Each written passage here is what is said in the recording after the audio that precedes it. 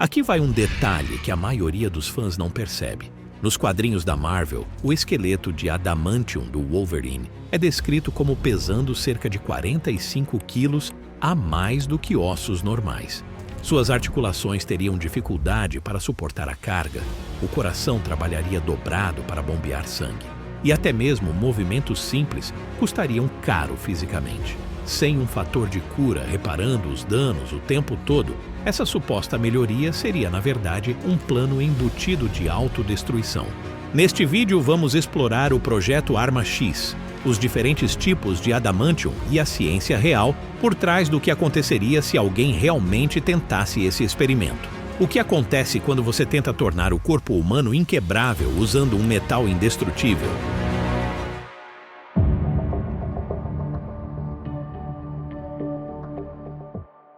A ideia de um metal que nunca quebra fascina leitores desde sua primeira aparição nos quadrinhos da Marvel. Esse é o mito do adamantium, a suposta liga indestrutível que define as garras e o esqueleto do Wolverine. Nos quadrinhos, ele não é apenas duro, é apresentado como o limite máximo da força. Corta barreiras que metais reais jamais arranhariam e resiste a impactos que destruiriam o aço comum. O apelo é claro. Se a maior fraqueza do corpo humano é a facilidade com que ossos se quebram, então o adamantium parece a solução perfeita. Mas olhando mais de perto, essa ilusão começa a rachar.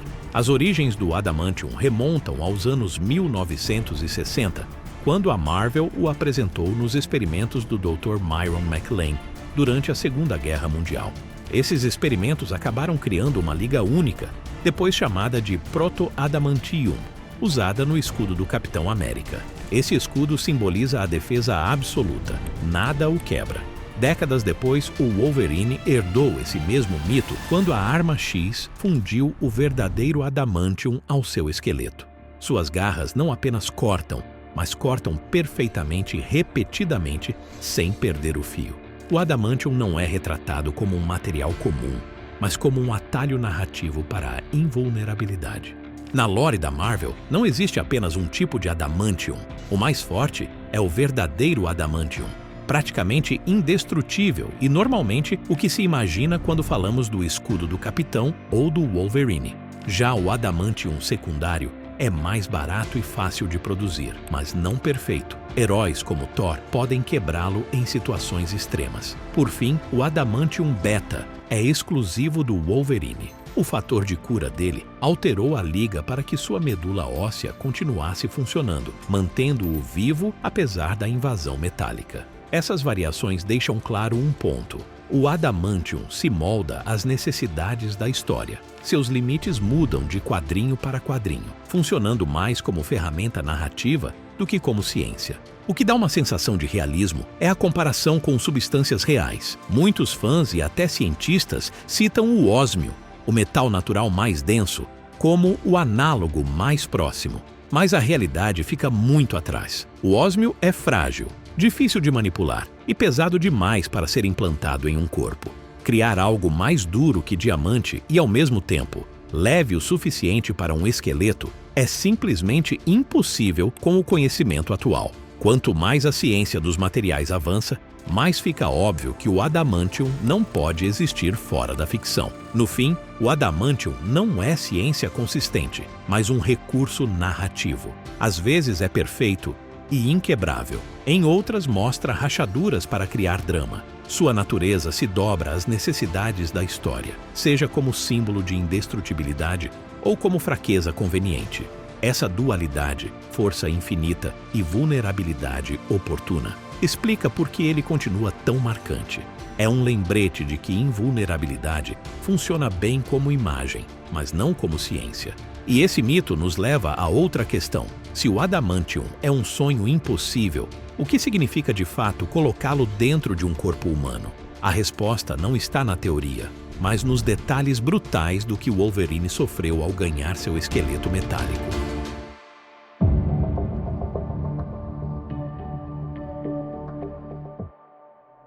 A Arma X foi onde a vida de Wolverine foi despedaçada e reconstruída em algo quase irreconhecível. Não foi uma melhoria voluntária ou um experimento elegante de supersoldado. Foi um programa clandestino no Canadá que capturou Logan sob manipulação de Romulus e o submeteu a uma brutalidade disfarçada de ciência. Sob a direção do professor Thornton, com os doutores Cornelius e Carol Hines conduzindo os procedimentos, o forçou a passar por algo tão invasivo que só sobreviveu graças à sua mutação. Foi menos uma cirurgia e mais uma tortura prolongada, acompanhada de lavagem cerebral, que o deixou instável e selvagem, uma arma viva fabricada.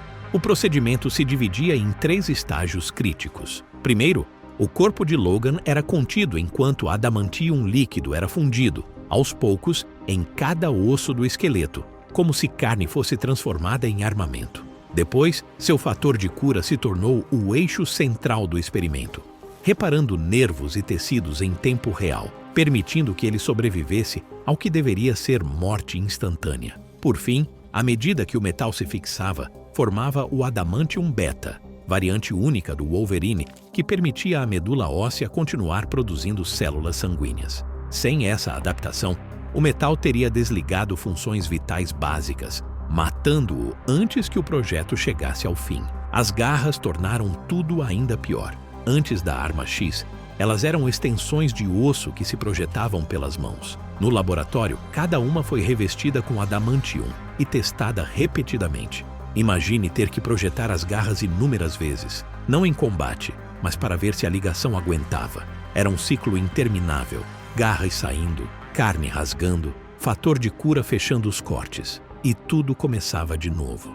Não era aprimoramento, era tormento ritualizado, desenhado para impor obediência por meio da dor. E mesmo com ossos inquebráveis, o custo fisiológico foi permanente. Traços de metal vazavam no sangue, forçando seu fator de cura a combater envenenamento contínuo. Para existir, seu corpo precisava neutralizar toxinas numa velocidade que mataria qualquer humano. Quando essa regeneração falhava, cientistas como o Fera precisavam intervir com tratamentos para evitar que ele fosse consumido. O que muitos fãs interpretam como invulnerabilidade era, biologicamente, uma guerra interna incessante, onde o prêmio era apenas sobreviver. A fragilidade desse equilíbrio ficou clara em Atrações Fatais, quando Magneto arrancou o adamantium do esqueleto de Wolverine. O evento quase o matou, deixando seu fator de cura em colapso. Esse momento revelou a verdade crua. O metal tanto o definiu como arma quanto ameaçou destruí-lo por dentro. Assim, a arma X até conseguiu criar um soldado lendário, mas a realidade foi muito mais sombria.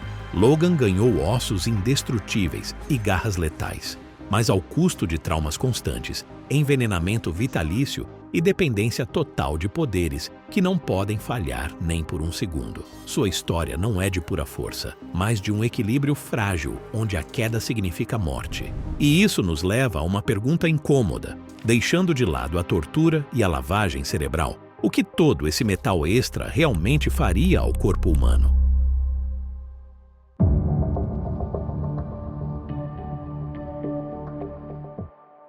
A ciência por trás de um esqueleto de metal começa com uma realidade simples e inevitável: o peso. Um esqueleto humano normal representa apenas uma pequena fração da massa corporal. Se esses ossos fossem substituídos por algo tão denso quanto o adamantium, muitas vezes comparado ao ósmio, o metal mais denso que conhecemos, o resultado seria catastrófico. Até os metais reais mais pesados são muitas vezes mais densos do que os ossos, o que faria com que o corpo carregasse o equivalente a uma segunda pessoa dentro de si. Cada passo, cada movimento, até mesmo ficar de pé, pareceria arrastar um peso invisível e impossível de soltar. Os primeiros pontos de falha seriam os joelhos e a coluna. Os joelhos foram feitos para absorver impacto e distribuir força entre ossos e tecidos, mas colocar dezenas de quilos extras sobre eles a cada passo destruiria a cartilagem em poucos dias. Os ligamentos se esticariam até romper.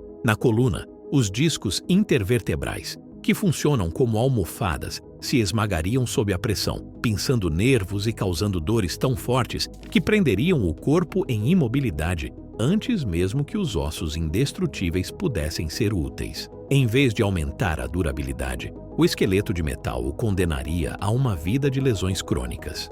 O sistema cardiovascular também sofreria. O coração é dimensionado para bombear sangue por um corpo do seu peso natural. Acrescente dezenas de quilos de massa interna e, de repente, o coração teria que trabalhar em sobrecarga. A pressão arterial subiria, os vasos ficariam comprimidos e o esforço constante empurraria o corpo para uma falência precoce.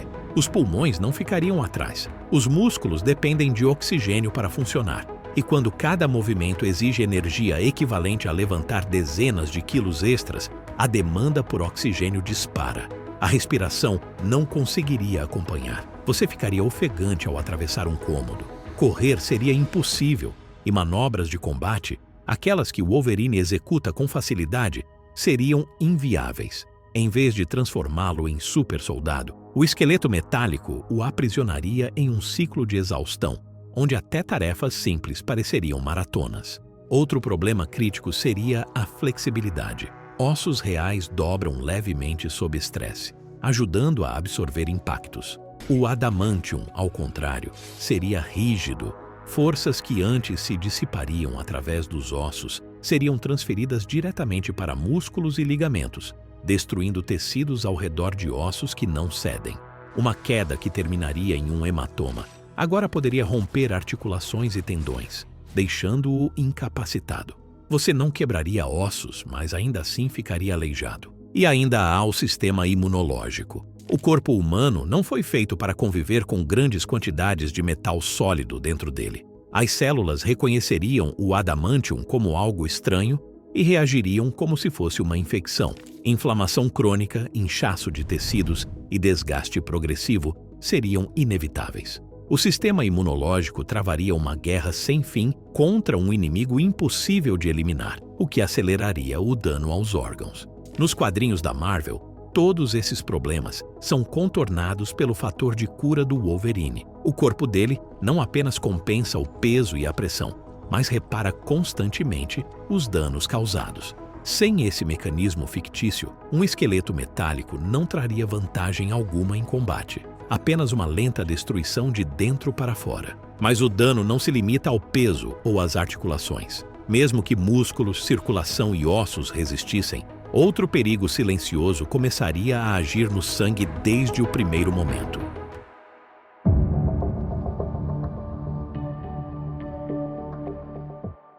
O maior perigo vem de dentro, o envenenamento por metal. Esse é o custo oculto do adamantium no Wolverine, o elemento que a própria Marvel mostra repetidas vezes como seu inimigo mais persistente. O adamantium nunca se integra de verdade ao tecido vivo, permanece como corpo estranho e, nas histórias, libera constantemente fragmentos microscópicos na corrente sanguínea. Por fora, seu esqueleto parece perfeito, liso e inquebrável. Por dentro, esses traços iniciam uma guerra lenta, mas implacável, que seu corpo sozinho jamais poderia vencer. Seu fator de cura deixa de ser apenas reparo de ferimentos para virar um mecanismo constante de manutenção química, mantendo-o vivo contra um colapso interno.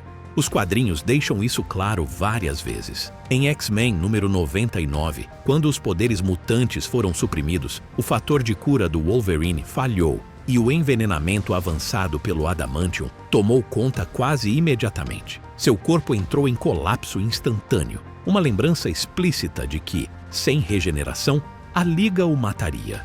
Mesmo quando aparentemente estável, personagens como o Fera precisaram desenvolver tratamentos temporários para conter os efeitos, salvando-o quando seu poder falhava. Essas soluções nunca são definitivas, apenas lembretes narrativos de que não há cura e de que sua sobrevivência é sempre precária. O paralelo com o mundo real é direto.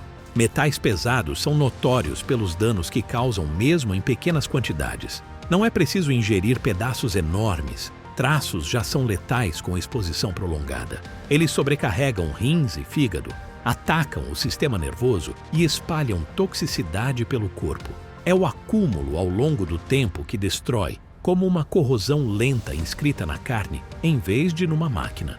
Um esqueleto que libera partículas metálicas faria do próprio sangue o veículo de autodestruição. Se isso acontecesse em um corpo humano real, o colapso seria previsível. O fígado incharia até não conseguir mais processar toxinas, e o sistema nervoso começaria a falhar, com tremores, perda de coordenação e sentidos comprometidos. Os músculos enfraqueceriam como se estivessem se dissolvendo de dentro para fora. O que na ficção é um conflito constante resolvido por mutação, na biologia seria uma sentença de morte em contagem regressiva. Os quadrinhos reforçam essa ideia na saga A Morte do Wolverine, quando um vírus desligou seu fator de cura. Sem regeneração, o adamantium se tornou a sentença de morte que sempre foi. O envenenamento não demorou. O consumiu por inteiro, mostrando que, por trás da ilusão de indestrutibilidade, sempre houve uma verdade fatal. Seu esqueleto não é um dom de poder, mas uma maldição mantida sob controle, apenas por mutação. E se até o Wolverine só sobrevive por um fio, o que dirá um corpo humano comum? Um esqueleto de metal não traria mais força ou resistência, transformaria a pessoa em uma arma química contra si mesma, condenada a falhar rapidamente. Retire os quadrinhos, as mutações e a biologia impossível, e resta apenas uma conclusão: um esqueleto de metal não é proteção, é decadência disfarçada de armadura. Nos quadrinhos, o adamantium combinado ao fator de cura do Wolverine cria uma arma viva, a imagem máxima de resiliência. Na realidade, a mesma modificação esmagaria articulações, sobrecarregaria órgãos e envenenaria o corpo por dentro. O que parece indestrutibilidade na ficção, na prática se transforma em colapso. Esse contraste é o coração do mito contra a realidade. Melhorias extremas não garantem força, apenas escancaram o quanto o corpo humano é frágil, quando forçado além de seus limites naturais. Se curtiu esse mergulho entre mito e realidade, deixa o like, se inscreve no canal e conta aí nos comentários. Você aceitaria ter ossos de metal se viesse junto um fator de cura garantido?